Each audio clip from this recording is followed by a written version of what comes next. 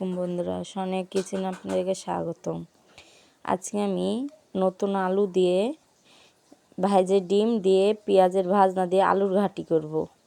প্রথমে আমি কড়াইতে পেঁয়াজ দিয়ে দিয়েছি, পেঁয়াজটা সুন্দর করে ভাজে নিব। দেখেন পেঁয়াজটা আমি সুন্দর করে ভাজে নিচ্ছি, আমি বেশি ভাজবো না, হালকা ভাজবো।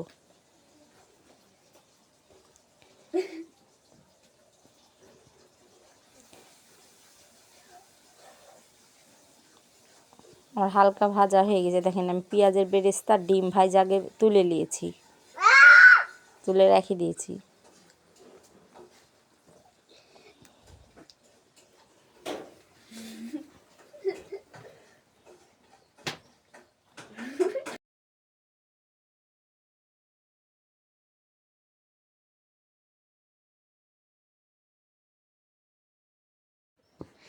আমি আদা বাটা দিয়ে দিলাম, আদা বাটা পেঁয়াজের সাথে সুন্দর করে ভাজে নিব। আদাটা সুন্দর করে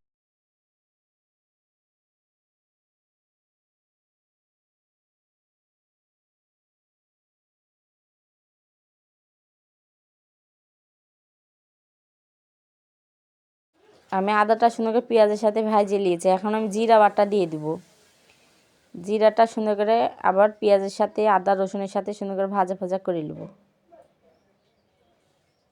এখন আমি সামান্য পানি দিয়ে দিব।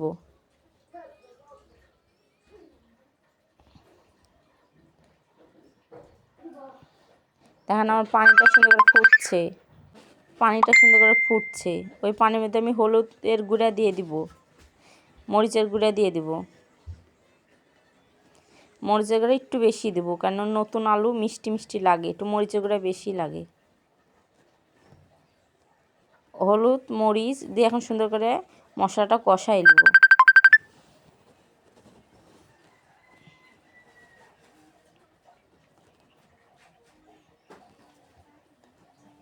দেখেন আমার সুন্দর করে মশলাটা কষানো হয়ে গেছে।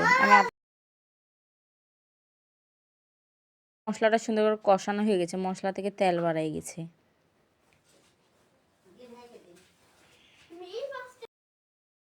এখন আমি আলুগুলো দিয়ে দিব। আলুগুলো আগেই সিদ্ধ করে রেখেছিলাম।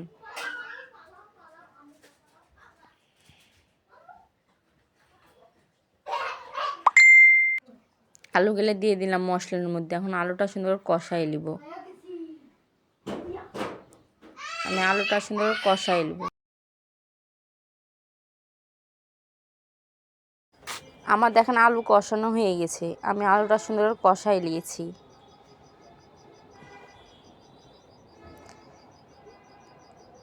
আমার আলুটা কষাচ্ছি, আলুটা ফুটছে সুন্দর। নতুন আলু যত কষিয়ে রান্না করবেন তত খেতে ভালো লাগবে।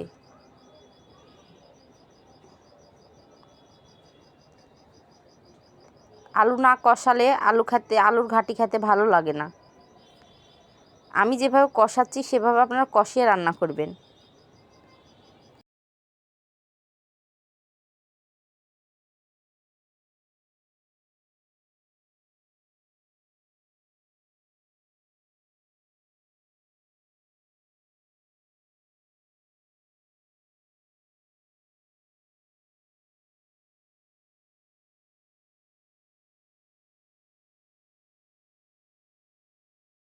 আমার আলু কষানো হয়ে গেছে, এখন আমি কষানোর মধ্যে এখন পানি দিয়ে দিলাম।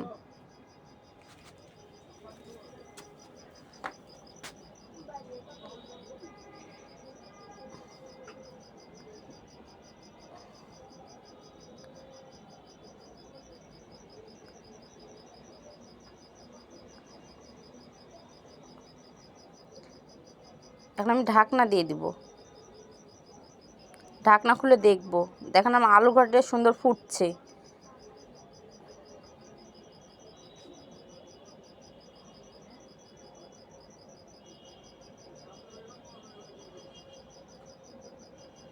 কারণ আলু ঘাটি ফুটছে, ওর মধ্যে এখন আমি ডিম দিয়ে দিব, ভাজা ডিম। আমি গোটা ডিম দিব না, আমি গোটা ডিম দিইনি, আপনারা চাইলে গোটা ডিম দিয়েও রান্না করতে পারেন।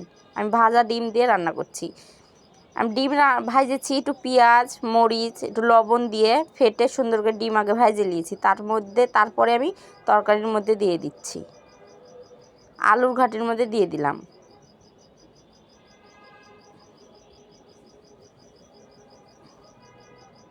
আমি আবার ঢাকনা দিয়ে দেবো। ঢাকনা এখন খুলে দেখবো। দেখেন আমার আলুর ঘাটি হয়ে গেছে। আলু ঘাটির মধ্যে এখন আমি পেঁয়াজের বেরেস্তাগুলো দিয়ে দেবো। হাত দিয়ে সুন্দর করে মশলাই দিব, তরকারির মধ্যে ছিটিয়ে দিচ্ছি। আলুর ঘাটিতে বেরেস্তা দিলে খুব ভালো লাগে। আমি জিরার ফাঁকি সুন্দর করে গুঁড়া করে রেখে দিয়েছি। আমি বেরেস্তা দেওয়া হয়ে গেছে।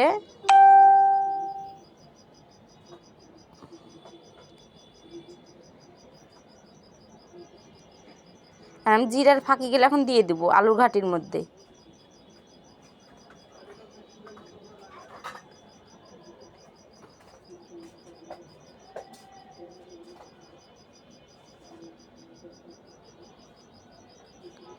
দেখছেন আমার আলুর ঘাটে কি সুন্দর কালার এসেছে।